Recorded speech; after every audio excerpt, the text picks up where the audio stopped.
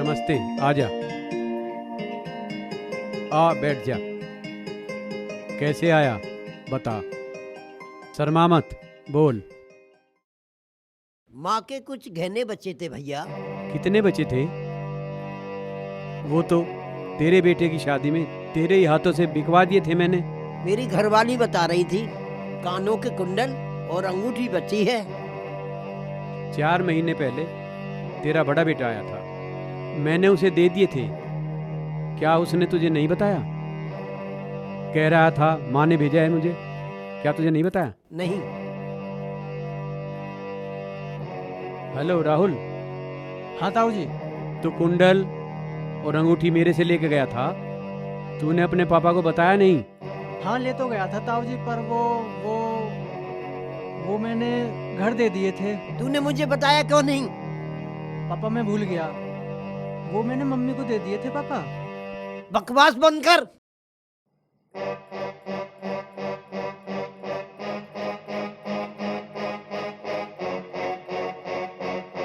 कह तो मेरे घर वाली भी रही थी कि माँ के गहनों में हमारा भी हिस्सा है, लेकिन मैंने उसे समझा दिया था कि जो सेवा तूने की है वही तेरा सबसे बड़ा गहना है, जो तेरे अगले जन्म में भी काम आएगा। और बता। वो जो 2 बीघा जमीन ली थी आपने, उसमें पिताजी के भी तो पैसे लगे थे, और एफडी की होगी पिताजी ने। आपने मुझसे छिपाई ना, तो चोरी छुपे आपने अपने नाम करा ली होगी। अरे कम से कम मरे हुए बाप पे तो तू इतना घिनौना इल्जाम मत लगा। अरे सुन, तेरी शादी और तेरे बच्चों की पढ़ाई में मैं कोल्हू के बैल की तरह काम करता रहा, और जब मेरी बेटी की शादी का समय आया तो अलग हो गया था तू। अच्छा, अलग हो गया था तू। ये डंक हर बड़े भाई को झेलना पड़ता है। एफडी, अरे तू सब जानता है। जब पिताजी मरे उन पर 50,000 का कर्ज था, जिसे मैंने 1 लाख करके चुकाया है। क्या तूने कोई फुट्टी कोड़ी दी है कर्ज में? अरे सुन, पिताजी के सामने ही तेरी नौकरी लग चुकी थी। क्या तूने अपनी कमाई से कोई भी फुट्टी कोड़ी पिताजी की हथेली पर रखी है? तेरे बदले अगर मेरी नौकरी लगती, ना घर कर्जे में डूबता और ना पिताजी कर्जे में मरते। ऋषि मुनियों की धरती पर ये कैसी हवा है आई,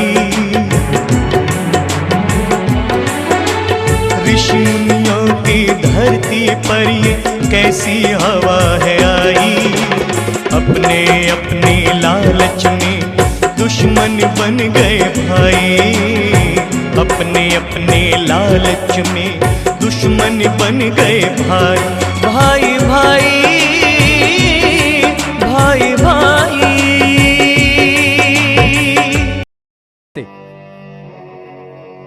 अरे तेरी ये नीच हरकत देखकर क्या पिताजी की आत्मा दुखी नहीं होती थी? दुखी होती थी। ये उसी का श्राप है कि तेरी औलाद की नजरों में तेरी कोई कीमत नहीं, टके टके जवाब देती है तुझे। और तेरी वो महारानी जो सास के गहने बंटवाने के लिए तो भेज देती है, क्या कभी भी उसने सास की सेवा की? अरे औलाद और घरवाली की गुलामी में तूने अपने बुढ़ापे का टुकड़ा बर्बाद कर दिया। ये सब अपने बड़ों का श्राप है। अपने बड़ों के श्राप से कोई सुखी नहीं रह सकता, कोई सुखी नहीं रह सकता। चिंता, कर्ज, बीमारी, अपमान, ये सब उन्हीं का परिणाम होता है। भैया, आज आपने मेरी आंखें खोल दी।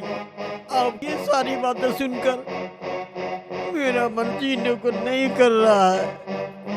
अब मेरा मन करता है मैं अपने आप को खत्म कर दूं।